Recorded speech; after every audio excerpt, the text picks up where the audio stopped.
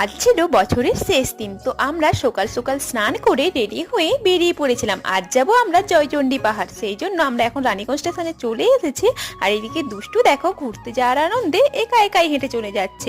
তারপর ট্রেনে উঠে দুষ্টুর মনটা কেন কি জানি হঠাৎ করে খারাপ হয়ে গেল।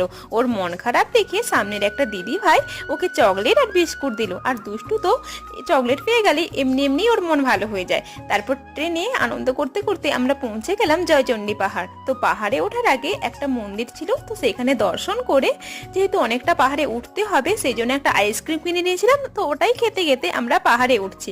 আর এইদিকে দুষ্টু কিছুতেই কোলে থাকবে না, কোল থেকে নেমে পড়ছে, সেই জন্য ওর পাপা ওকে কাঁধে করে নিয়ে নিয়েছে। তারপর পাহাড়ে উঠতে উঠতে একটু হাঁপিয়ে গিয়েছিলাম, সেই জন্য একটু রেস্ট নিয়ে হাঁটতে হাঁটতে অবশেষে আমরা পাহাড়ের ওপর পৌঁছালাম। তারপর মন্দিরটাতে পুজো দিয়ে দিয়েছিলাম, আর দুষ্টুকে খিদে পেয়েছিল বলে ও পুজো দেওয়া প্রসাদটাই খেয়ে নিচ্ছে। তো আজকের ভিডিওটা এই পর্যন্ত, দেখা হচ্ছে পরের ভিডিওতে।